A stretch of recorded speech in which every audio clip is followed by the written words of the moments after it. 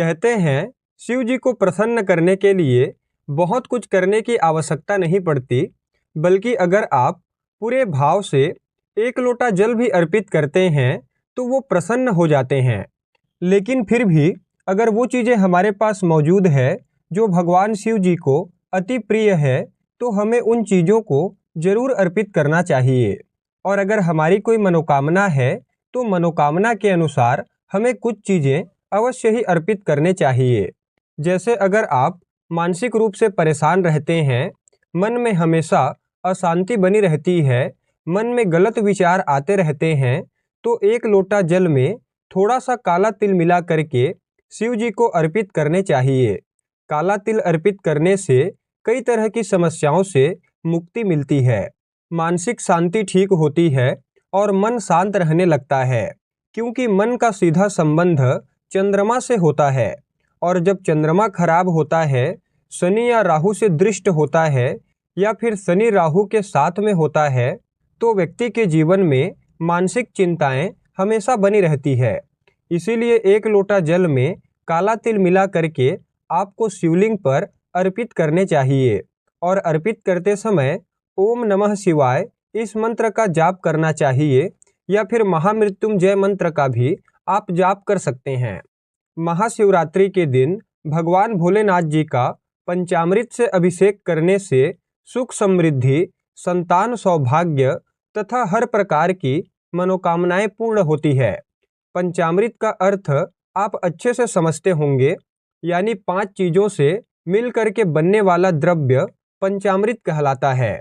अर्थात दूध, दही, घी, शक्कर और शहद, इन सभी चीज़ों को मिलाने से पंचामृत बनता है।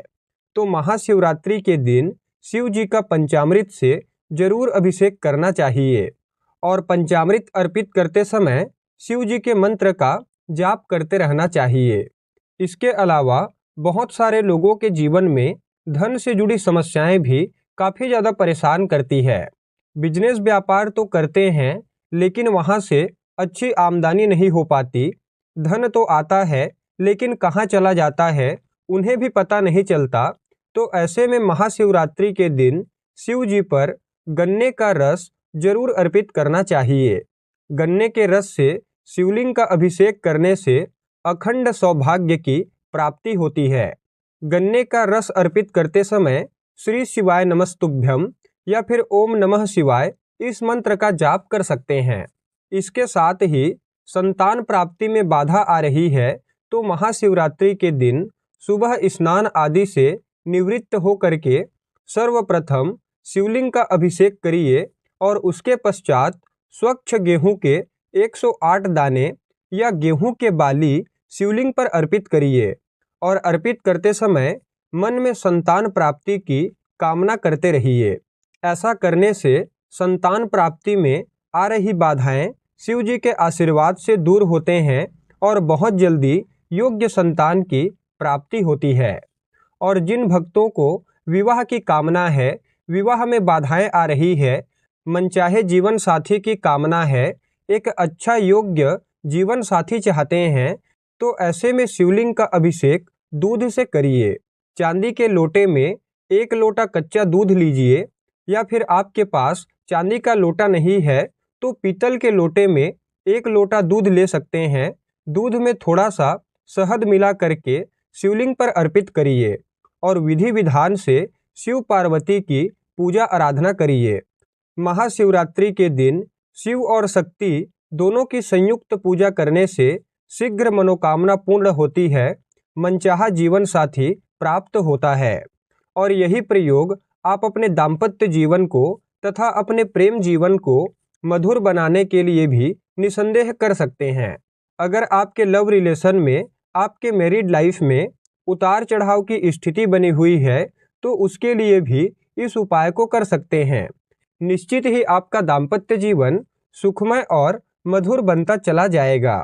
इसके अलावा अगर नौकरी प्राप्ति की कोई मनोकामना है, जीवन में सफलता नहीं मिल पा रही है, नौकरी में बहुत ज़्यादा बाधाएं आ रही है, तो महाशिवरात्रि के दिन शिवलिंग पर 21 बेल पत्र अर्पित करिए।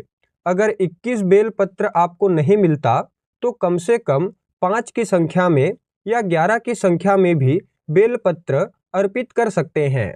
लेकिन बेलपत्र पर सफ़ेद चंदन से राम लिख करके अर्पित करिए और अर्पित करते समय ओम नमः शिवाय का जाप करते रहिए। ऐसा करने से नौकरी में आ रही बाधाएं दूर होती है, जीवन में सफलता के रास्ते खुलते हैं और मनोकामनाएं भी बहुत जल्दी पूरी होती है। तो दोस्तों, सच्ची श्रद्धा और पूरे विश्वास के साथ इस महाशिवरात्रि पर ये उपाय करके देखिए, आप स्वयं अपने जीवन में परिवर्तन देखेंगे। तो सकारात्मक सोच के साथ आगे बढ़ते रहिए, फिर मुलाकात होगी। तब तक के लिए नमस्कार।